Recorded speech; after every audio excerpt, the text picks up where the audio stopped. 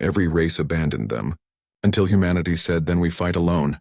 Part 1. Captain Sarah Chen stood on the bridge of the Starship Endeavour, watching the most beautiful sight she had ever seen.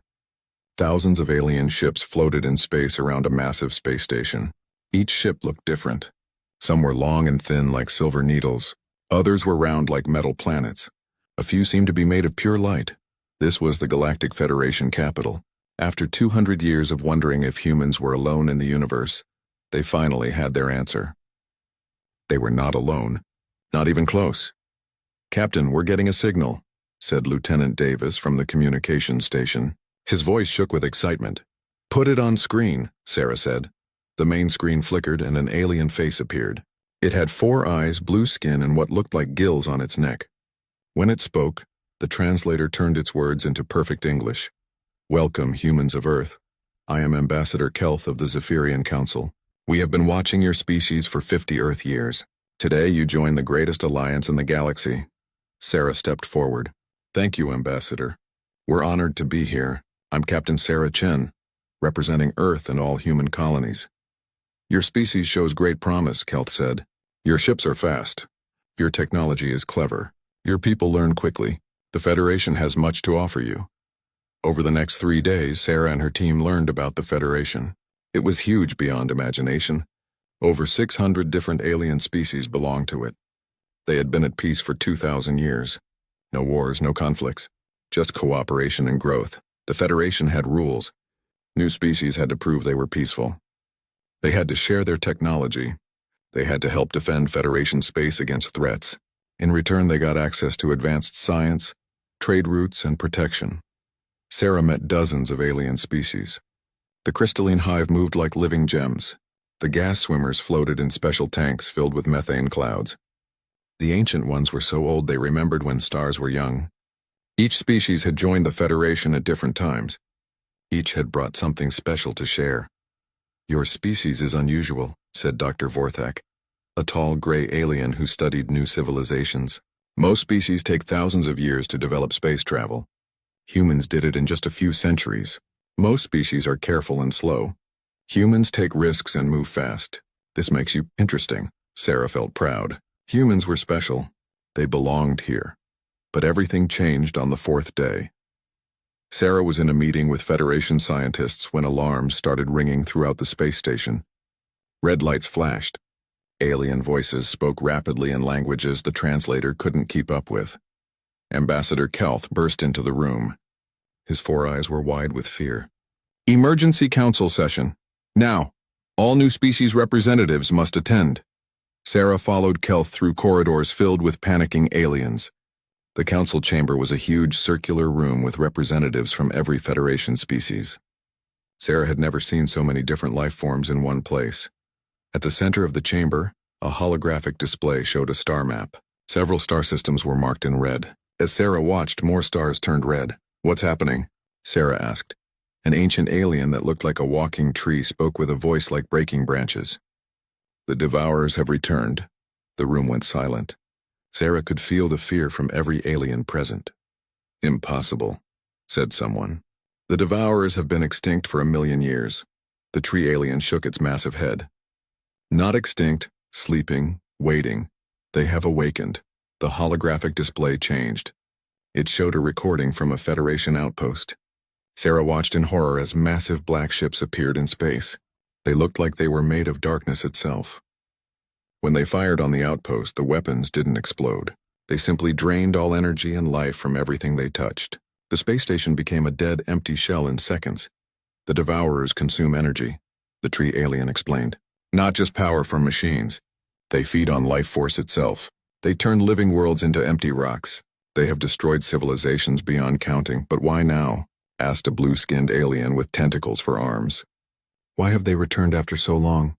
Dr. Vorthak stood up slowly. His gray face looked sick. "We have studied the old records. The Devourers are drawn to what the ancients called young fire, the energy signature of new species entering space for the first time." All eyes turned to Sarah. She felt cold inside. "Humanity's emergence into galactic space has called them," Vorthak continued. "Your species' unique energy pattern acts like a beacon. The Devourers have awakened because they sense humans. The council chamber erupted in angry voices. Sarah heard words like dangerous and threat and mistake. She stood up. "Wait," she said. "This isn't our fault. We didn't know." Ambassador Kelth looked at her sadly. "Fault does not matter now. Only survival matters. The Federation has faced this choice before, though never with stakes so high. Young species always bring this risk. Usually we can contain the threat to a small area, but the Devourers have never been so strong." "What choice?" Sarah demanded. The tree alien answered. "Save the galaxy by sacrificing one species or risk everything to save that species." Sarah's heart stopped. "You're talking about abandoning us." "The mathematics are clear," said Dr. Vorthak. "Humans number only 20 billion across 13 worlds. The Federation contains over 40 trillion souls across 600 species.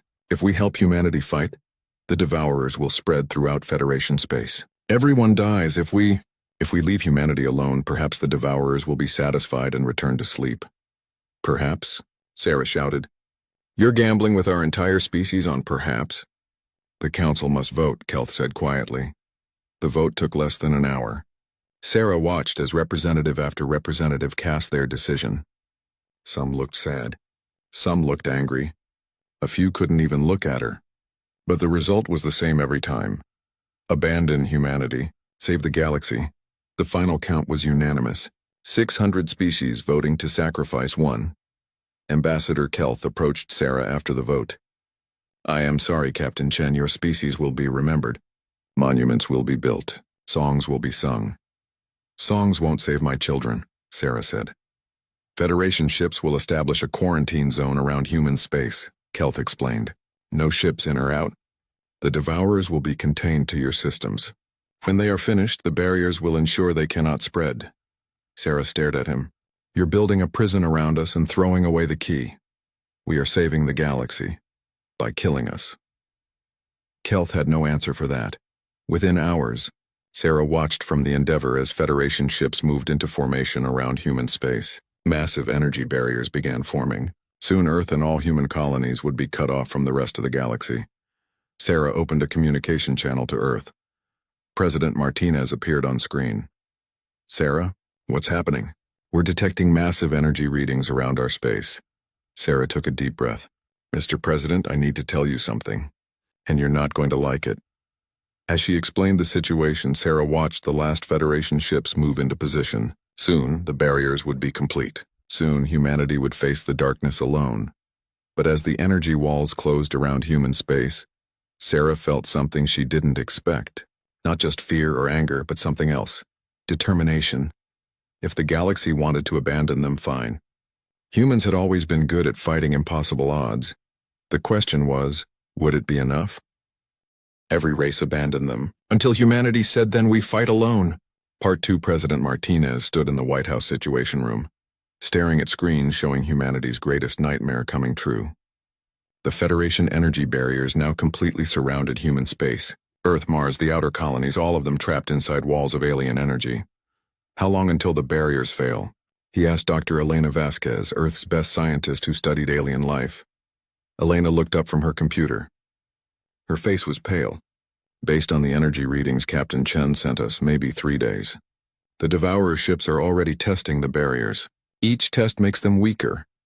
3 days to prepare for war against an enemy that destroyed civilizations for millions of years." Martinez said quietly. "How do we fight something like that?" "I don't know, sir. But I'm working on it." Martinez turned to Admiral James Harrison, the head of Earth's military. "Admiral, what do we have?"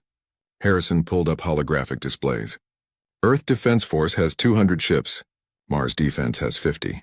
The outer colonies combined have maybe 70 more. That's against an enemy that just made the entire galactic community run away scared." "Our ships are good," said General Patricia Wong from the Space Marine Corps. "Human engineering is tough. Our weapons are effective. Our people are brave." "Brave doesn't stop energy weapons that drain life force," Elena said. "I've been studying the data. The Devourers don't just destroy ships. They consume the life energy of everything inside. The crew dies before the ship even explodes." The room went quiet. Everyone understood what that meant. "Sir," Admiral Harrison said, "I recommend immediate evacuation of outer colonies. Bring everyone to Earth and Mars, concentrate our defenses." "No," Martinez said firmly. We don't abandon our people. Every human settlement gets defended. Mr. President, that spreads our forces too thin. Admiral, if we start abandoning colonies, where does it stop? Do we abandon Mars next? Then Earth's cities?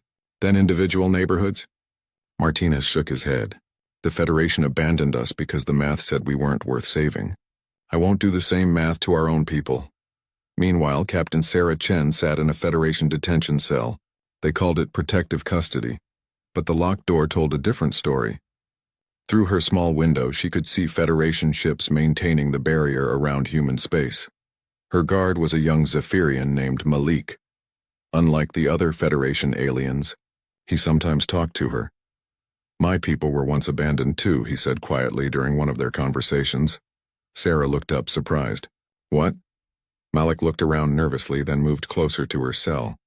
800 years ago, when my species first entered space, something similar happened. Not the Devourers, but another threat. The Federation Council voted to quarantine Zephyrian space. Let the threat consume us to protect everyone else, and what happened? My ancestors begged for help. The Federation said no, so we fought alone. Malik's 4 eyes showed old pain. We lost 90% of our people. Our homeworld became a wasteland. But we survived. Eventually, the Federation let us back in. They called us heroes for our sacrifice, heroes. Sarah felt sick. They built monuments, gave speeches, said we saved the galaxy. Malik's voice turned bitter. But they never admitted they were wrong to abandon us. They made it sound like abandonment was always the plan, like we were supposed to suffer and die for the greater good. Sarah stared at him. How many times has this happened? Malik looked away. I've spent months in the Federation archives. I found records of 12 species over the past 1,000,000 years. All abandoned when threats emerged. All told their sacrifice was necessary. Did any of them survive? Only 3. The Zephyrians, the stone builders of Kepler 442, and the void swimmers from the Magellanic Clouds. Everyone else, he didn't finish. The Federation has done this 12 times, 13 counting humans.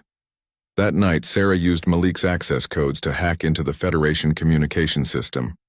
She sent everything she learned to Earth. If humanity was going to die, they deserved to know the truth.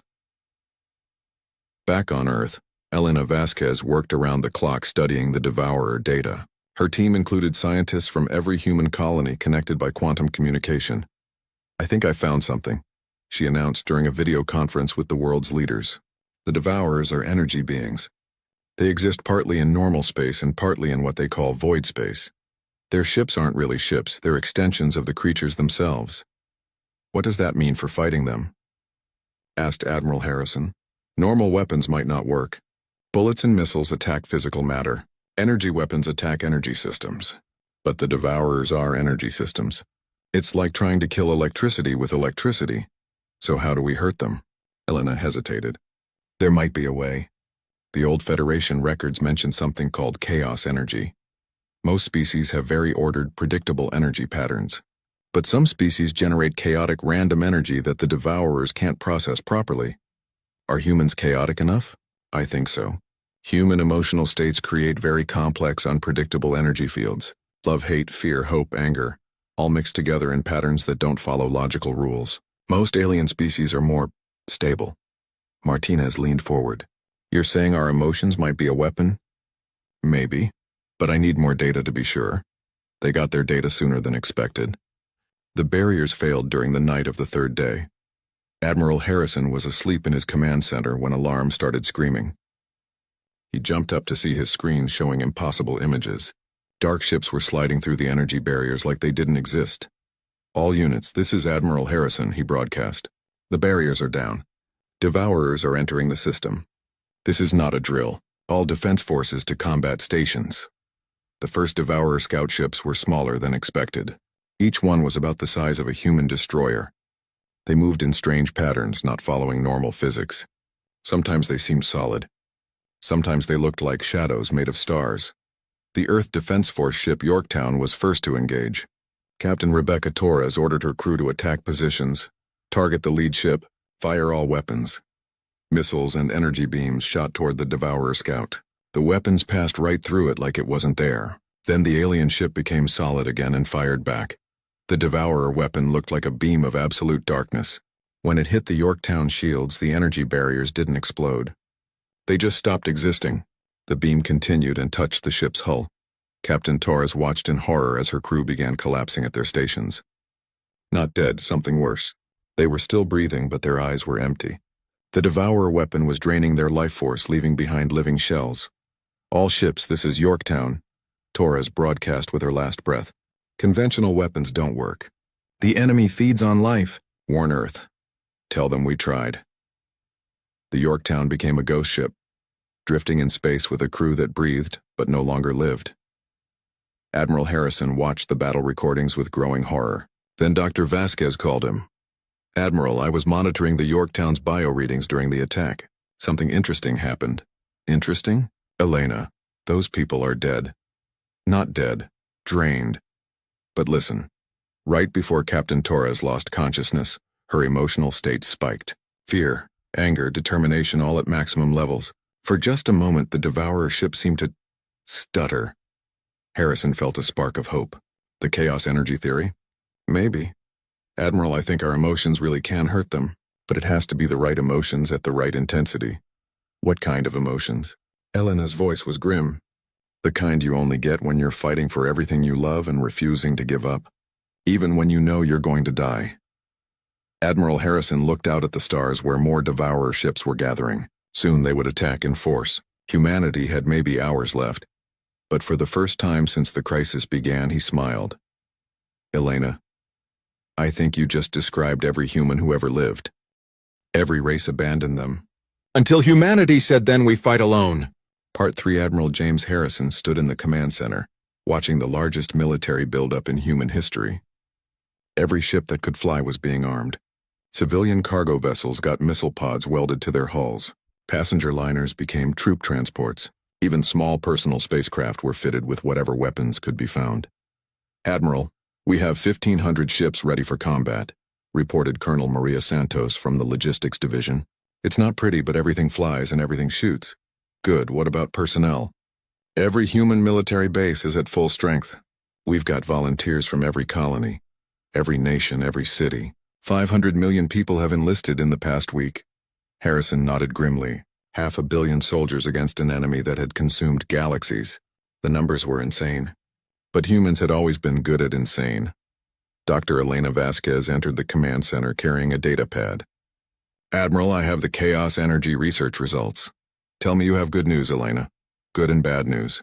The good news, human emotional energy definitely disrupts Devourer systems. When our people experience intense feelings, especially when fighting for survival, it creates interference they can't handle. And the bad news? The effect only works at close range. And the emotions have to be genuine. Raw terror, desperate love, absolute refusal to surrender. Fake emotions or controlled feelings don't work.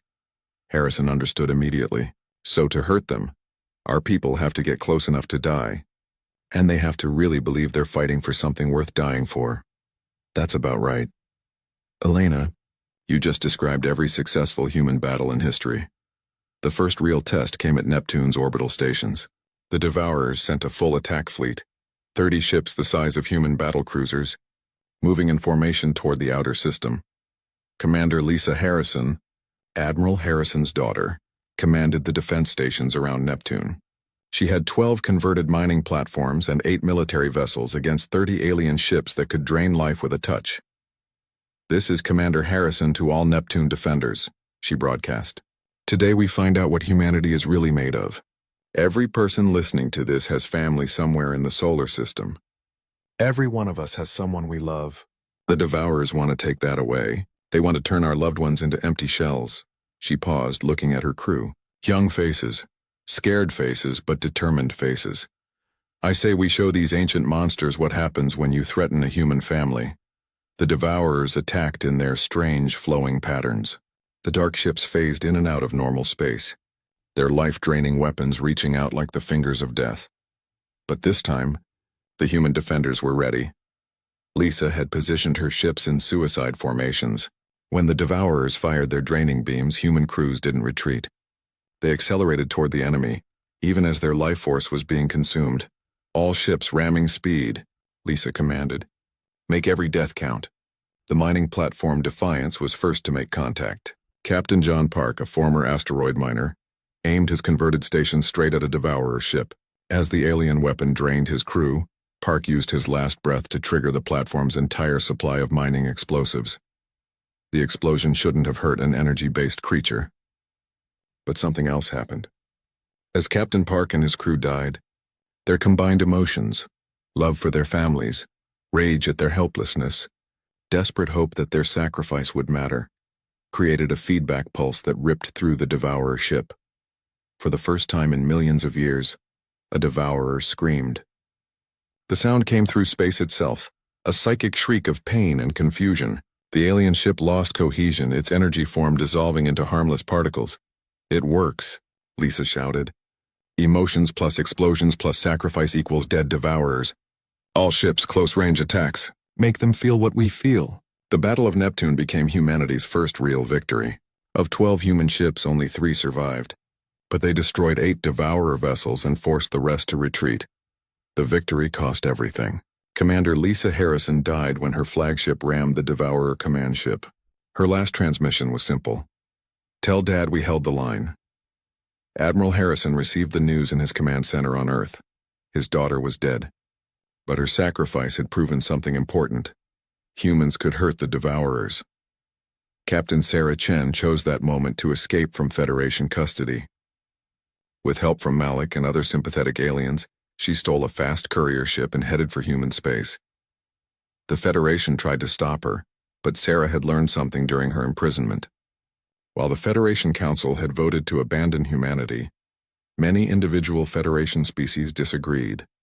Some were secretly sending weapons and supplies toward human space. Others were sharing intelligence about Devourer weaknesses. "The Federation isn't evil," Malik explained as their ship approached the energy barriers. "But they're scared. Fear makes people do terrible things, even good people. Then why are you helping me? Because sometimes one person has to stand up and say, no, this is wrong, even if everyone else is too scared to listen." Sarah reached Earth just as the Devourers began their main assault. Thousands of dark ships emerged from void space, surrounding the solar system in a sphere of death. This wasn't a probing attack. This was extermination. President Martinez addressed the world from his bunker deep beneath Washington, D.C. "Citizens of Earth, people of the colonies, this is our darkest hour. The enemy that comes for us has destroyed civilizations that lasted millions of years. By every logical measure, we should surrender." He paused, looking directly into the camera. "But humans don't do logic when our families are threatened. We do whatever it takes. Today we show the galaxy what happens when you abandon people who refuse to stay abandoned." The space battle around Earth became the largest in human history. Admiral Harrison led the human fleet in a desperate defense, using tactics no sane military would ever consider. Instead of keeping ships at safe distances, human vessels charged straight at the Devourers. Instead of protecting crew members from emotional stress, ships broadcast messages from loved ones to increase emotional intensity. Instead of orderly formations, human ships moved in chaotic patterns that matched their pilots' emotional states. The Devourers had never faced anything like it. Every species they had encountered before fought logically, trying to minimize losses and maximize efficiency. But humans fought with pure emotional chaos. When the cargo ship New Horizon was surrounded by 3 Devourer vessels, Captain Ahmed Hassan didn't try to escape. Instead, he opened communication channels to his wife on Mars. "Fatima, I need you to sing our daughter's favorite song.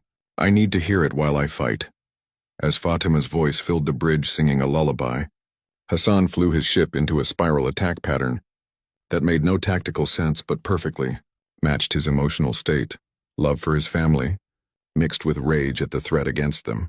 The combination of human chaos energy and explosive weapons created feedback loops the Devourers couldn't process. Hassan's ship died, but it took all 3 alien vessels with it. Similar scenes played out across the solar system. The human defense wasn't efficient or logical, but it was effective. For every human ship destroyed, at least one Devourer was eliminated. But there were too many enemies and too few humans. Dr. Vasquez contacted Admiral Harrison during the height of battle. "Admiral, I have an idea. It's completely insane and will probably kill everyone involved, but it might work." At this point, Elena, insane is all we have left. What's your plan? What if we don't just use chaos energy in combat? What if we use it on a planetary scale? Harrison stared at her through the communication screen. You want to turn Earth into a weapon? Every human on the planet, all feeling the same emotions at the same time. All that chaos energy focused through quantum resonators. It would create a feedback pulse that could reach across the entire solar system. Elena, that kind of emotional intensity would probably kill everyone involved. Admiral, we're all going to die anyway. The question is whether our deaths accomplish anything. Harrison looked around his command center. His staff was listening to every word. Young officers, old veterans, people who had families they would never see again. Every face showed the same expression, grim determination mixed with desperate hope. Do it, Harrison said. If we're going to die, let's die in a way that matters. As Devourer ships closed in on Earth's final defenses, Dr. Vasquez began the most dangerous experiment in human history. She was going to turn an entire planet's worth of human emotion into a weapon. The only question was whether they could make it work before the last human ship fell. Every race abandoned them, until humanity said, "Then we fight alone." Part 4. Dr. Elena Vasquez stood in the ruins of the Geneva Research Center, watching her life's work come together in humanity's final hour. The quantum resonators were built from salvaged Federation technology, human engineering, and pure desperation. Around the world, similar installations were going online. New York, Tokyo, Mumbai, Lagos, São Paulo, every major city had a resonator array, but the technology was only half the plan. The other half required something much more dangerous. Elena, are you sure about this? President Martinez asked through the communication system. His voice came from a bunker in Washington, but she could hear explosions in the background. Devourer ground forces had landed and were fighting their way through Earth's last defenses. Mr. President, the math is clear. If we can connect every human consciousness through quantum resonance, their combined emotional energy should create a feedback pulse the Devourers can't absorb. It will burn out their ability to feed on life energy. Should create. You're asking 10 billion people to risk their minds on should. Elena looked through her broken window at the sky above Geneva. Dark Devourer ships moved like storm clouds, their life-draining weapons turning the city into a graveyard. Bodies lay in the streets, not dead but empty. People who still breathed but whose life force had been consumed. Mr. President, look outside. We're out of other options. Martinez was quiet for a moment. Then his voice came back stronger. Do it. I'll make the announcement. Across the world, every surviving communication system carried President Martinez's final message to humanity. Citizens of Earth, people of the colonies, this is our last chance. In a few minutes, Dr. Vasquez will activate a system that connects all human minds together. It will let us share our emotions, our thoughts, our very life force. The science says this shared energy can defeat the Devourers, but it will probably kill us in the process. He paused as explosions echoed in his bunker. I'm not going to lie to you. This is a suicide mission for our entire species. But if we do nothing, we die anyway. If we try this, maybe we die as heroes. Maybe we save not just ourselves, but every other young species the galaxy might abandon in the future. Around the world, humans stopped what they were doing and listened. In the ruins of London, Sarah Mitchell held her young son as Devourer ships circled overhead. In Mumbai, Dr. Raj Patel worked frantically to repair his city's resonator, while his wife sang lullabies to their baby daughter. On Mars, the last surviving colonists gathered in their dome cities, holding hands and thinking of Earth. The choice is yours, Martinez continued. If you want to participate, just think about everyone you love. Think about why their lives matter. Think about hope even when everything seems hopeless. Feel it as strongly as you can. The resonators will do the rest. Admiral Harrison commanded the space battle from his flagship, the last surviving Earth Defense Force vessel. Around him, Devourer motherships were moving into position for the final attack. Each alien vessel was the size of a city, crackling with dark energy. Admiral, his communications officer reported, Dr. Vasquez is requesting all surviving military personnel to participate in the resonance. Harrison looked around his bridge. His crew was exhausted, wounded, but still fighting. These people had watched their friends die, their homes burn, their civilization crumble. Yet they remained at their posts. Attention all hands, Harrison broadcast. In 60 seconds, we're going to try something that's never been attempted. We're going to link our minds with every human in the solar system. When that happens, I want you to think about why we're fighting. not for strategy or tactics or military objectives. Think about the people you love. Think about the future you want them to have. He looked at the picture of his daughter Lisa on his command console. She had died at Neptune, but her sacrifice had shown the way forward. Think about love, he said quietly. Even in the face of extinction, think about love. Elena began the activation sequence. Around the world, quantum resonators hummed to life. The technology was alien, but the power source was purely human. The first connection was like a whisper in her mind. Sarah Mitchell in London, thinking about her son's laugh. Then another voice. Dr. Patel in Mumbai remembering his wife's smile. Then more voices, hundreds, thousands, millions. Elena felt her consciousness expanding as 10 billion human minds touched hers through quantum space. The experience should have been overwhelming, but instead it felt like coming home.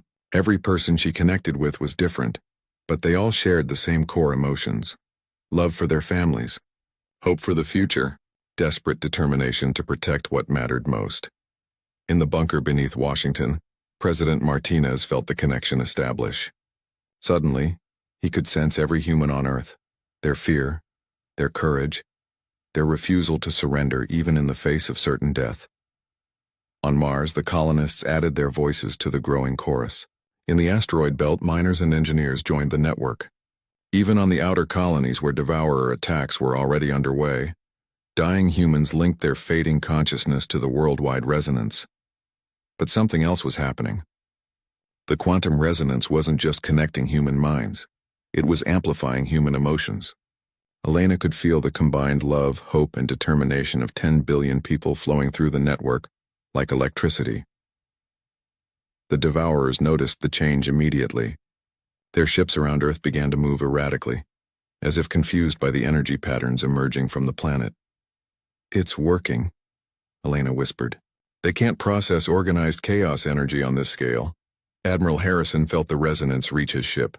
Suddenly his mind was connected to every human in the solar system. He could feel their shared determination, their willingness to sacrifice everything for each other. "All remaining ships," he broadcast. "This is it. Maximum acceleration toward the enemy fleet. Every ship, every crew, everything we have left." The last 100 human vessels accelerated toward thousands of devourer ships. It should have been suicide. It was suicide.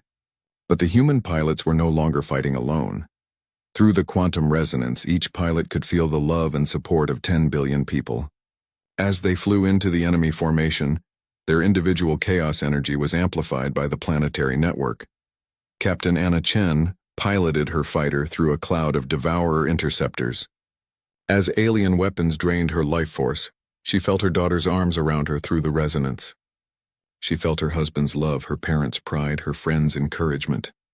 The combination of personal sacrifice and shared emotion created energy patterns the devourers couldn't absorb. Her fighter exploded, but the feedback pulse from her death destroyed 12 enemy ships. Similar scenes played out across the battle. Every human death created amplified chaos, energy that burned through the devourer fleet like acid, but the resonance was taking its toll on Earth. People connected to the network were experiencing the deaths of every human in the solar system. The emotional intensity was beyond what human minds were designed to handle. Elena felt herself burning out as the network drew more and more power from human consciousness. Around the world, people were collapsing as their life force was channeled into the resonance. "We're dying," she told President Martinez through their mental link. "Are we winning?" he asked back. Elena checked the sensor readings through her connection to Admiral Harrison's flagship. The Devourer fleet was in chaos. Ships were losing cohesion as their ability to process life energy failed. Some were retreating into void space. Others were simply dissolving. "Yes," she said, "we're winning, but we won't survive to see it." Martinez's response came through the network, shared with every connected human mind. "Then let's make sure our victory counts." The president opened his personal memories to the entire network. His childhood, his family, his dreams for humanity's future. Around the world, 10 billion people did the same thing. The quantum resonance became more than a weapon. It became a repository of human experience. Every emotion and memory that made humanity unique. Love, hope, courage, sacrifice, and above all, the absolute refusal to abandon others in their darkest hour. The combined consciousness of the human species reached out through quantum space, touching every devourer ship in the solar system. The ancient entities used to consuming ordered life energy couldn't process the chaotic complexity of human experience. Elena felt the network reaching critical levels. Soon the resonance would burn out every human brain connected to it.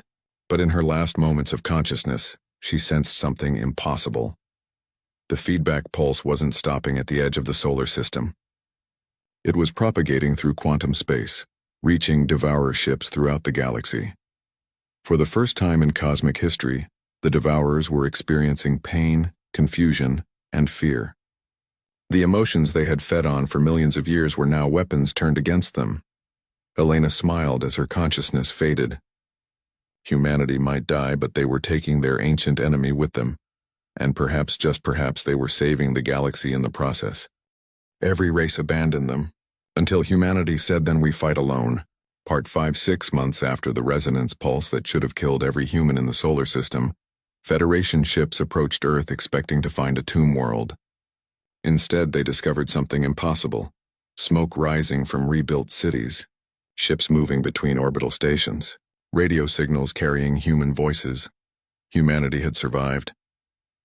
Ambassador Kelth stood on the bridge of the Federation flagship, staring at Earth through the viewing screen.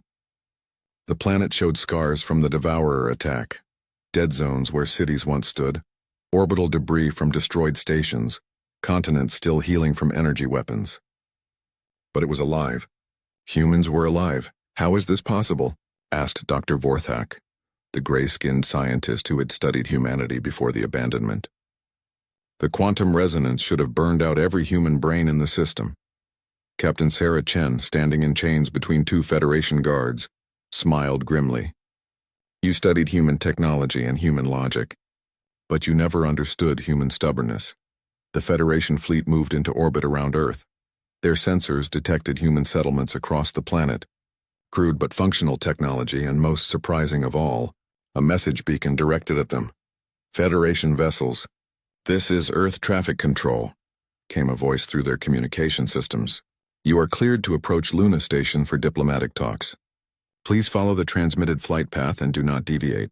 Our defense systems are still active." Dr. Vorthak looked confused. "Defense systems?" Their technology should have been destroyed by the resonance pulse. Sarah's smile grew wider. "Human engineering rule number 1. Always build things tougher than you need them. Human engineering rule number 2. Never give up, even when your own technology is killing you." The Federation ships docked at Luna Station, a rebuilt structure that looked like it had been assembled from scrap metal and determination. Waiting for them was a delegation of human leaders, including someone Ambassador Kelth recognized. Admiral James Harrison looked older, scarred, and tired. But he was alive and standing straight. "Ambassador Kelth," Harrison said as the Federation delegation approached, "welcome back. I assume you're here to congratulate us on our victory." "Admiral Harrison, we expected to find only monuments to your sacrifice. How did you survive the resonance?" Harrison gestured to the scarred but functional space station around them. "The same way humans have survived everything else that tried to kill us. We adapted." Dr. Elena Vasquez stepped forward. Like Harrison, she showed the marks of survival.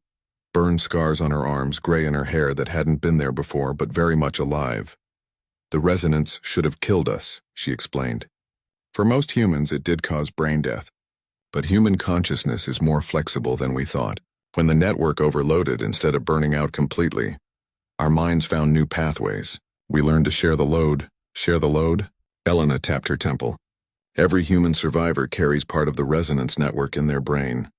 We can still connect to each other, feel each other's emotions, share thoughts and memories. The experience that should have killed us instead made us stronger." Ambassador Kelth stared at her. "You're saying humans developed a collective consciousness?" "Not collective. Connected. We're still individuals, but we can choose to link our minds when needed. It lets us coordinate rebuilding efforts, share technical knowledge, even comfort each other when the memories get too painful." President Martinez, looking older but determined, addressed the Federation delegation directly. "We survived because we refused to let go of each other, even when our own weapon was killing us. And in the process, we learned something interesting about the Devourers." He activated a holographic display showing star charts, Throughout the galaxy, red markers indicated Devourer activity over the past 6 months. They're retreating. Every Devourer ship in the galaxy felt our resonance pulse. For the first time in their existence, they experienced what it feels like to have their energy drained and their consciousness attacked. They didn't like it. Dr. Vorthak studied the display. The Devourers have withdrawn to the galactic rim. They haven't attacked any Federation worlds since the Earth resonance. That's right, Martinez said. Humanity didn't just survive the monster under the galaxy's bed. We scared it back into hiding. The room fell silent as the implications became clear.